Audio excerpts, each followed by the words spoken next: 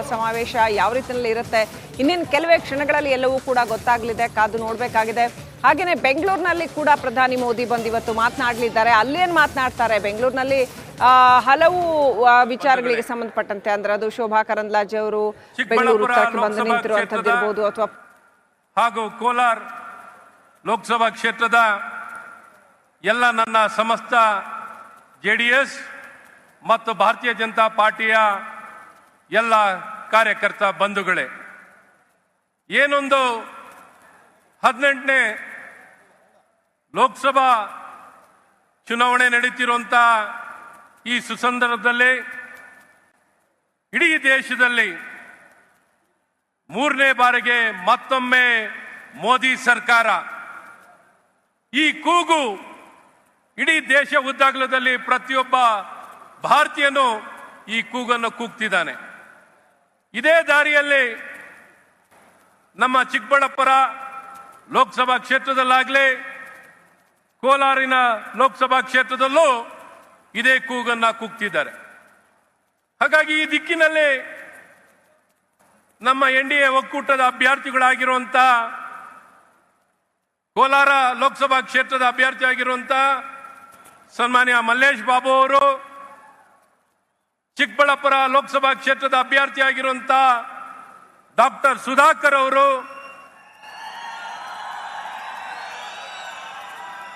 ಇವರಿಬ್ಬರನ್ನ ಗೆಲ್ಸೋ ಮೂಲಕ ನಮ್ಮ ಜಯ, ಪ್ರತಿಯೊಬ್ಬ ಕಾರ್ಯಕರ್ತನ ಜಯವನ್ನ ಇವರಿಬ್ಬರು ಗೆಲ್ಸೋ ಮೂಲಕ ನಾವು ಪಡ್ಕೊಳ್ತೀವಿ. ಮತ್ತು ಮೋದಿ ಅವರ ತಂಡದಲ್ಲಿ ನಮ್ಮ ಈ 2 ಲೋಕಸಭಾ ಕ್ಷೇತ್ರದಿಂದನೂ ನಮ್ಮ ಲೋಕಸಭಾ ಸದಸ್ಯರು ಇರಬೇಕು. ಆಗ ಮಾತ್ರ ನಿಜಕ್ಕೂ ನಾವು ಹೆಮ್ಮೆ ಪಡುವಂಥದ್ದಾಗುತ್ತೆ, ನಮಗೆ ಸಮಾಧಾನ ಸಿಗುವಂಥದ್ದಾಗುತ್ತೆ. ನಮ್ಮ ದೇಶದ ಅಭಿವೃದ್ಧಿಗೆ, ನಮ್ಮ ದೇಶದ ಏನೊಂದು ಸುರಕ್ಷತೆಗೆ, ನಮ್ಮ ದೇಶದ ಪ್ರಗತಿಗೆ, ನಮ್ಮ ದೇಶದ ಸಂಸ್ಕೃತಿಯನ್ನು ಕಾಪಾಡಲಿಕ್ಕೆ, ಎಲ್ಲ ರೀತಿಯಾದಂಥ ಸೌಕರ್ಯ ಅಭಿವೃದ್ಧಿಯನ್ನು ಮಾಡಲಿಕ್ಕೆ ನಾವು ಮೋದಿಯವರ ಕೈ ಬಲಪಡಿಸಬೇಕು. ಅದು ನಮ್ಮ ಪ್ರತಿಯೊಬ್ಬರಿಗೂ ಗೊತ್ತಿದೆ. ಮೋದಿಯ ಹೆಸರನ್ನು ಜಪಿಸುವಂಥವರು ಇಲ್ಲಿರುವಂಥ ಪ್ರತಿಯೊಬ್ಬ ವ್ಯಕ್ತಿನೂ ಮೋದಿಯವರ ಹೆಸರನ್ನ ಜಪಿಸುವಂಥ ವ್ಯಕ್ತಿಗಳೇ ನಾವು. ಪ್ರತಿನಿತ್ಯ ಪ್ರತಿ ಕ್ಷಣನೂ ಅವ್ರ ಬಗ್ಗೆನೇ ಮಾತಾಡ್ತಿರ್ತೀವಿ. ಆದರೆ ನಮಗುಳಿದಿರೋದು ಒಂದೇ ವಾರ, ಒಂದು ವಾರನೂ ಇಲ್ಲ, 6 ದಿನ ಕಾಲ ಇದೆ. ಈ 6 ದಿನದಲ್ಲಿ ಯಾವ ಒಂದು ಸಮಯವನ್ನು ವ್ಯರ್ಥ ಮಾಡದೆ ಇವನ್ ಸರಿಯಿಲ್ಲ, ಅವನ್ ಸರಿಯಿಲ್ಲ, ಈ ಕಾರಣ ಆ ಕಾರಣವನ್ನು ಕೊಡ್ಲಿಕ್ಕೆ ಆಗಲ್ಲ. ಇರೋದು ಒಂದೇ ಕಾರಣ, ಮತ್ತೊಮ್ಮೆ ನರೇಂದ್ರ ಮೋದಿ ಅನ್ನುವಂಥದ್ದನ್ನ ಬಹಳ ಸ್ಪಷ್ಟವಾಗಿ ನಾವು ಅರ್ಥ ಮಾಡ್ಕೋಬೇಕು, ಪ್ರತಿಯೊಬ್ಬರಿಗೂ ಹೇಳಬೇಕು, ಮತ್ತೊಮ್ಮೆ ಮೋದಿ ಅಂತ. ಹಾಗಾಗಿ ಆತ್ಮೀಯರೇ, ನೀವು ನೋಡಿದಿರ ಕಾಂಗ್ರೆಸ್ ಪಕ್ಷ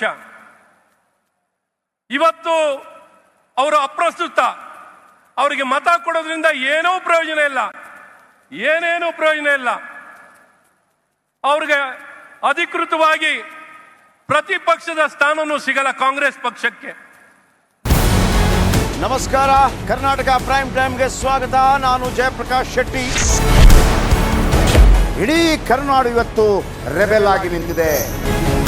ಈ ಹಗರಣಗಳನ್ನು ಸದನದಲ್ಲಿ ಪ್ರಸ್ತಾಪ ಮಾಡಲು ಕೂಡ ಕಾಂಗ್ರೆಸ್ ಹಿಂದೇಟು ಹಾಕಿದ್ದೇಕೆ? ನಿಮ್ಗೆ ಸಂಬಳ ಅದಕ್ಕೆ, ನಿಮಗೆ ವಾಹನ ಅದಕ್ಕೆ, ನಿಮಗೆ ವೆಪನ್ ಅದಕ್ಕೆ, ನೀವು ಅದನ್ನು ಸೆರೆ ಹಿಡಿಬೇಕಾಗಿದೆ. ನೀವು ವಿದ್ಯುತ್ ಬರ ಇದೆ ಅಂತ ಹೇಳ್ತಾ ಇದ್ದೀರಿ, ಎಲ್ಲಿ ಬರ ಇದೆ ನೀವು ಹೇಳಬೇಕು. ಪಾಕಿಸ್ತಾನ್ ಆಕ್ಯುಪೈಡ್ ಕಾಶ್ಮೀರ್ ಅದು ಎಂದೆಂದಿಗೂ ನಮ್ಮದು. 40 ಮೆಷಿನ್ಗಳು ತಂದಿತ್ತು ನೋಟ್ ಎಣಿಸುವುದಕ್ಕೆ, ಅದೇ ಹಾಳಾಯಿತು. ಮಥುರಾದ ಗಲಾಟೆ ಇದೆಯಲ್ಲ, ಅದು ಸ್ಥಳೀಯವಾಗಿ ಕೂತು ಪರಿಹರಿಸಬಹುದಾದಂಥ ಕಾನೂನಿದೆ. ಗ್ಯಾರಂಟಿ ಯೋಜನೆಯಿಂದ ನಷ್ಟ ಆಗಿದೆ, ಲಾಭ ಆಗಿದೆ, ದಯವಿಟ್ಟು ಹೇಳಿ. Dawood Ibrahim most wanted criminal ಯಾವಾಗಾದ ಅಂದರೆ ಇಲ್ಲಿ ತನಕ ಭಾರತ ದೇಶದಲ್ಲಿ ಓರ್ವ ದಲಿತ ಪ್ರಧಾನಿಯಾದಂಥ ಇತಿಹಾಸವೇ ಇಲ್ಲ. ರಿಪಬ್ಲಿಕ್ ವರ್ಲ್ಡ್ ಆಪ್ ಇದು ಕೇವಲ ಅಪ್ಲಿಕೇಶನ್ ಅಲ್ಲ, ಸಮಗ್ರ ಸುದ್ದಿಗಳ ಸಂಪರ್ಕ ಮಾರ್ಗಕ್ಕೆ ಕ್ರಾಂತಿಕಾರಿ ಬದಲಾವಣೆ. ರಿಪಬ್ಲಿಕ್ ವರ್ಲ್ಡ್ ಆಪ್ ಕೇವಲ ಸುದ್ದಿ ಅಪ್ಲಿಕೇಶನ್ ಅನ್ನ ಪರಿಚಯ ಮಾಡ್ತಾ ಇಲ್ಲ, ಬದಲಾಗಿ ಡಿಜಿಟಲ್ ಸುದ್ದಿ ಬಳಕೆಯ ಹೊಸ ಯುಗಕ್ಕೆ ನಾಂದಿ ಹಾಡ್ತಾ ಇದೆ. ಇದೊಂದು ಬ್ರೇಕಿಂಗ್ ನ್ಯೂಸ್, ಪ್ರಭಾವಶಾಲಿ ಕಾರ್ಯಕ್ರಮಗಳಿಗೆ ಗಟ್ಟಿಯಾದ ವೇದಿಕೆ. ರಿಪಬ್ಲಿಕ್ ವರ್ಡ್ ಅಪ್ಲಿಕೇಶನ್ ಈಗ ಲೈವ್ ಆಗಿದೆ. ಗೂಗಲ್ ಪ್ಲೇ ಸ್ಟೋರ್ ಮತ್ತು ಆಪಲ್ ಆಪ್ ಸ್ಟೋರ್ ಎರಡರಲ್ಲೂ ಲಭ್ಯವಿದೆ. ಈಗಲೇ ಡೌನ್ಲೋಡ್ ಮಾಡಿ.